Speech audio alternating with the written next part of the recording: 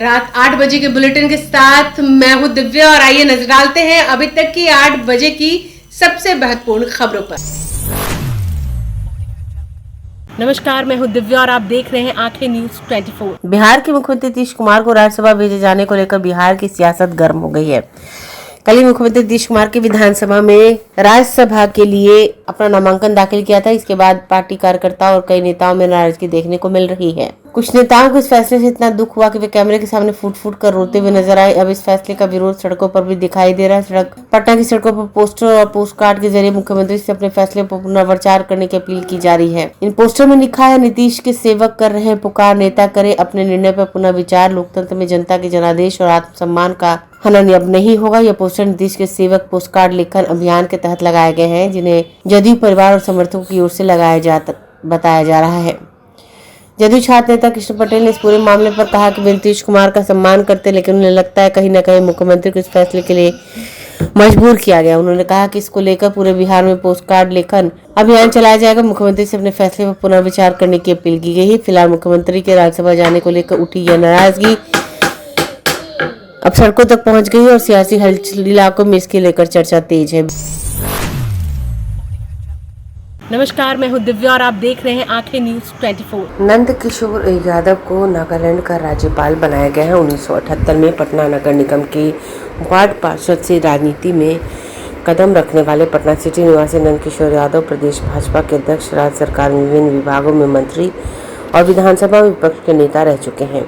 वो पटना साहिब से 7 बार विधायक रहे। पिछले साल विधानसभा चुनाव में पार्टी ने उन्हें टिकट नहीं दिया, तब उन्होंने कहा था वो पार्टी के फैसले के साथ है। नंद किशोर यादव 2020 के विधानसभा चुनाव में जीत दर्ज की थी। फरवरी 2024 में उन्हें विधानसभा का स्पीकर बनाया गया, लेकिन 2025 के चुनाव में उनका टिकट कट गया। पटना साहिब से बीजेपी ने रत्नेश कुमार को टिकट दिया।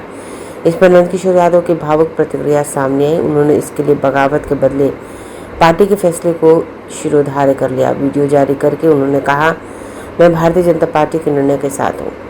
पार्टी ने मुझे बहुत कुछ दिया, मुझे पार्टी से कोई शिकायत नहीं। अब नई पीढ़ी का स्वागत है।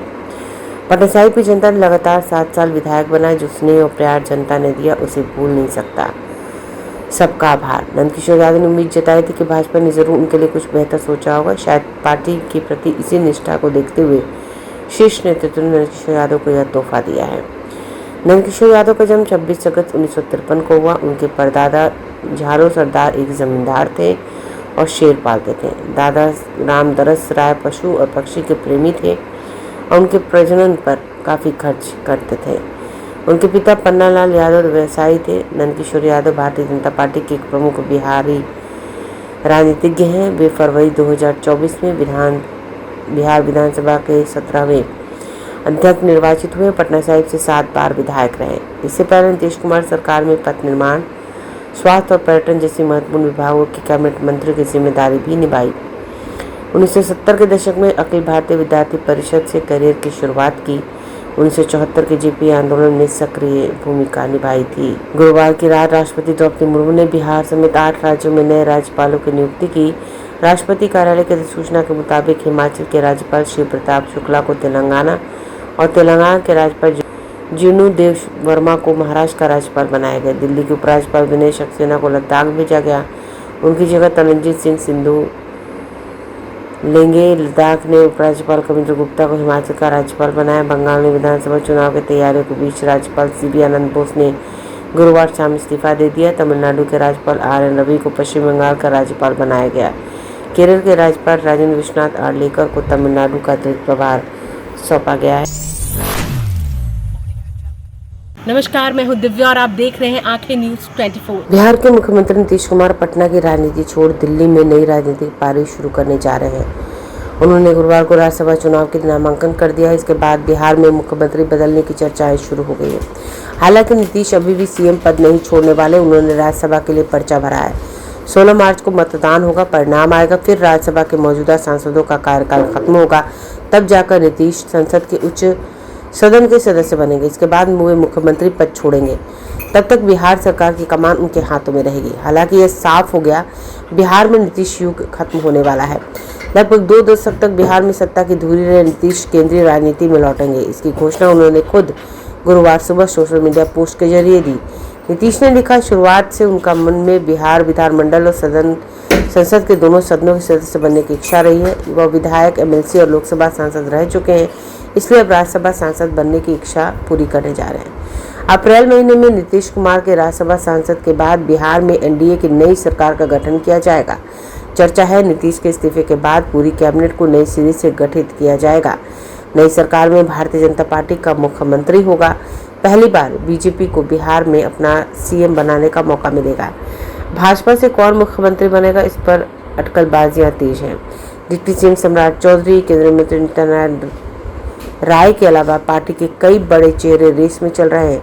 चर्चा यह भी है कि भाजपा किसी नए चेहरे को कमान थमाकर चौंका भी सकती है।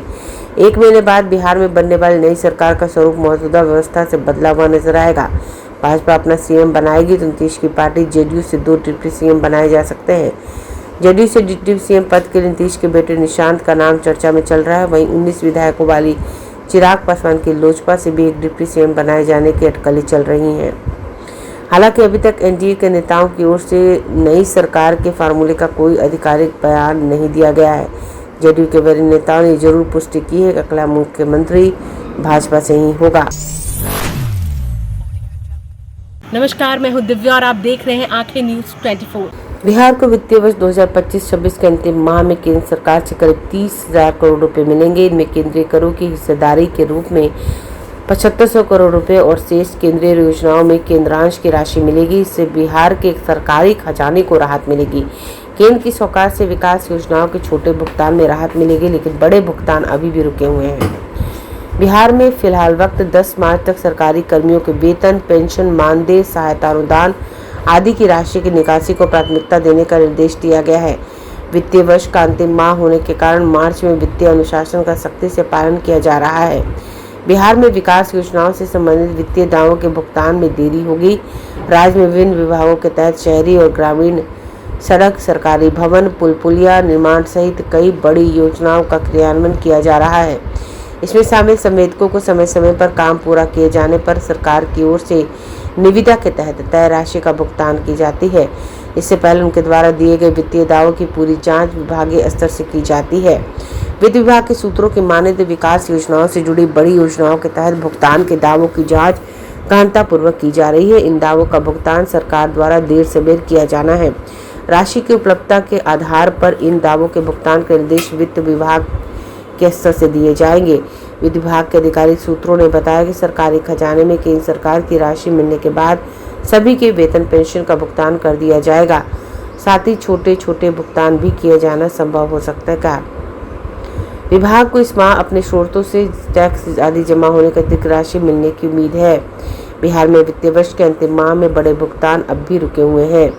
सरकार की प्राथमिकता में छोटे छोटे भुगतानों के बाद जो राशि बचेगी उसके बाद ही बड़े भुगतान किए जाने की पर जोर देने की है। जिन बड़े भुगतानों के दाव का निपटारा संभव नहीं हो सकेगा वह अगले वित्तीय वर्ष में भुगतान के लिए लंबित रह जाएगा। राज्य सरकार ने पहले हर एक वित्तीय दाव की जांच पड़ताल कर भुगतान करने के लिए निर्देश दे दिया है। समाचारों में वक्त हो चला एक छोटे से अंतराल का। पटना में कई वर्षों से शिक्षा में अहम योगदान दे रहा है Gyansthali high school Alamganj Patna city, जहां 10वीं और 12वीं की बोर्ड परीक्षाओं में 100% अंक प्राप्त कर रहे हैं बच्चे। एक ऐसा स्कूल जहां न केवल होती है पढ़ाई बल्कि साथ ही साथ होती है कल्चरल एक्टिविटी, स्पोर्ट्स एक्टिविटी से जुड़े गेम्स, मैथ ओलंपियाड से लेकर साइंस ओलंपियाड, जहां बच्चों के लिए स्कूल कैंपस अत्याधुनिक सुविधाओं से लैस, छोटे बच्चों के लिए वाहन और ट्रांसपोर्ट की विशेष सुविधा। तो देर किस बात की, आज ही कराएं अपना नामांकन Gyansthali high school Alamganj Patna city में, जहां नामांकन की प्रक्रिया जारी है। संपर्क करें पुलिस चौकी Alamganj main road near Alamganj थाना पटना बिहार 800007। ब्रेक के बाद आपका फिर से स्वागत है। नमस्कार, मैं हूं दिव्या और आप देख रहे हैं आंखें न्यूज 24। राष्ट्रपति द्रौपदी मुर्मू ने गुरुवार की रात बिहार समेत 8 राज्यों में नए राज्यपालों की नियुक्ति की। नीतीश कुमार के राज्यसभा चुनाव में प्रत्याशी बनने के साथ बिहार के नए मुख्यमंत्री की ताजपोशी होनी है। नए मुख्यमंत्री के साथ राज्य में नए राज्यपाल भी होंगे। राज्यपाल आरिफ मोहम्मद खान को हटाकर उनकी जगह लेफ्टिनेंट जनरल सैयद अता हसनैन को बिहार का राज्यपाल नियुक्त किया गया। उधर बिहार विधानसभा के पूर्व अध्यक्ष और वरिष्ठ भाजपा नेता नंदकिशोर यादव को नागालैंड का राज्यपाल बनाया गया है। बिहार के नए राज्यपाल सैयद अता हसनैन भारतीय सेना के दिग्गज अधिकारी रहे हैं। उन्हें रणनीतिक मामलों का विशेषज्ञ माना जाता है। वह जम्मू कश्मीर में 15वीं कोर की कमान संभाल चुके हैं। 2018 में हसनैन को कश्मीर केंद्रीय विश्वविद्यालय का कुलपति नियुक्त किया गया था। राष्ट्रीय आपदा प्रबंधन प्राधिकरण के सदस्य के रूप में भी उन्होंने सेवाएं दी हैं। 40 साल की सेवा के बाद 2013 में वे सैन्य सचिव के पद से सेवानिवृत्त हुए।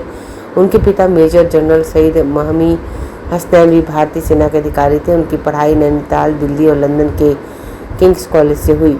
हसनैन ने वर्ष 1988-90 में श्रीलंका में ऑपरेशन पवन और 1990-91 में पंजाब में आतंकवादी विरोधी अभियान में भाग लिया। वह कई पदक विजेता भी हैं। पिछले 10 वर्षों में बिहार में 7 राज्यपाल बदले। हाल के वर्षों में बिहार का राज्यपाल का कार्यकाल औसतन 1.5 से 2 साल तक ही रहा है। आरिफ मोहम्मद खान के पहले राजेंद्र विश्वनाथ अर्लेकर 17 फरवरी 2023 से 1 जनवरी 2025 और फागू चौहान 29 जुलाई 2019 से 16 फरवरी 2023 तक राज्यपाल रहे। लालजी टंडन 23 अगस्त 2018 से 28 जुलाई 2019 और सत्यपाल मलिक 4 अक्टूबर 2017 से 22 अगस्त 2018 तक और 22 जून 2017 से 3 अगस्त 2017 तक केशवी नाथ त्रिपाठी राज्यपाल रहे। इससे पहले 16 अगस्त 2015 से 21 जून 2017 तक रामनाथ कोविंद राज्यपाल थे। नमस्कार, मैं हूं दिव्या और आप देख रहे हैं आंखें न्यूज 24। बिहार के मुख्यमंत्री नीतीश कुमार के राज्यसभा के नामांकन के बाद जदयू कार्यकर्ताओं में नाराजगी देखने को मिल रही। कार्यकर्ताओं ने इस फैसले के खिलाफ मोर्चा खोल दिया और भाजपा और प्रधानमंत्री नरेंद्र मोदी के खिलाफ विरोध प्रदर्शन भी करते हुए नजर आ रहे हैं। स्थिति को देखते हुए जदयू और भाजपा कार्यालय के बाहर सुरक्षा भी बढ़ा दी गई है। इस दौरान कार्यकर्ताओं ने क्या कुछ कहा, सुनिए इस वीडियो में। देखिए, इस फैसले से बिहार के तमाम कार्यकर्ता, जनता, जितने भी बिहार के लोग हैं दुखित हैं। जो इस खबर को लोगों ने समझा नहीं। लोग होली खेलने के रस में डूबे हुए। अचानक यह फैसला से संपूर्ण बिहार के एक एक आदमी दुखित है। इसलिए इसका सीधा फरमान ये है, इतनी बड़ी जो फैसला, इतना बड़ा राजनेता, जिस नेता को अटल जी का भरपूर प्यार मिला, जिस नेता को अब्दुल कलाम आज़ाद का भरपूर प्यार मिला, देश और दुनिया में इनकी विकास का, परंपरा का लहर पूरे चारों तरफ चल पड़ा है और अचानक आप इनको मोड़ में डाल दिए हैं कि राज्यसभा हजार से काफ़ी लोग दुखित हैं, बेचैनी है। जनता मालिक होती है इस लोकतंत्र में। लोकतंत्र में जनता का सम्मान सर्वोपरि है और जनता का सम्मान जिस आदमी को जब मिलेगा तो देश और दुनिया में किसी भी सत्ता पर जाकर के देश और दुनिया में शोहरत लिया जा सकता है। अरे मोदी जी, अमित शाह को अगर अचूक करना है तो जनाधार करके बिहार का दिखा दे।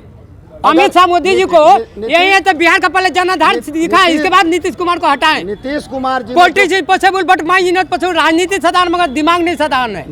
मैंने अयोध्या जीता है, गुजरात जीता है, दिल्ली जिताया, बिहार भी जिताया। प्रशांत किशोर को हराने वाला हम ही है। बशीर सिंह को जिताया, बशीर सिंह को सीएम बना देना। प्रशांत किशोर के डर से बच ये आपका विजय चौधरी और दिलीप जायसवाल और सम्राट चौधरी बिल में छिप गए थे। भाई को ना घर में रखा जाता है कि गद्दार को घर में रखा जाता है। क्या मोदी गद्दार है? अरे भाई, साजिश, इतना बड़ा साजिश किया गया, इतना बड़ा, इतने सुंदर, इतने अच्छे मुख्यमंत्री के साथ में गद्दारी किया गया। क्या आवश्यकता पड़ गया कि एक आप उनको दिल्ली बुला रहे हैं? आवश्यकता क्या पड़ गया इतना जल्दी? इतने अच्छे मुख्यमंत्री आप, अगर नरेंद्र मोदी, अमित शाह को हम कहना चाहते हैं, अगर है हिम्मत तो चुनाव करवा ले। अगर हिम्मत नहीं है चुनाव में तो पूरे बिहार में सर्वे करवा ले और तब पता करे कि हाँ नीतीश कुमार को कितना चाहने वाले हैं। मेरा यही कहना है, सर्वे करवा ले, सर्वे करवा करके देख ले। वोट लीजिएगा नीतीश कुमार के नाम पर। किसको मंजूर है? अब तो निशांत को डिप्टी सीएम की चर्चा हो रही है, क्या चाहते हैं? निशांत को हम लोग मुख्यमंत्री के रूप में देखना चाहते हैं। डिप्टी सीएम बनाएंगे तो आप? हम लोग मुख्यमंत्री के सिवा कोई दूसरा चीज पर हम लोग को कोई ऐसा व्यक्ति नहीं। हम लोग को जो था सीट वो हम लोग को चाहिए। अगर आपने अभी तक हमारे चैनल को सब्सक्राइब नहीं किया है तो हमारे चैनल को जल्द से जल्द सब्सक्राइब करें, लाइक करें और शेयर करें और ताजा तरीन खबरों के लिए लगातार जुड़े रहे आंखें न्यूज 24 के साथ।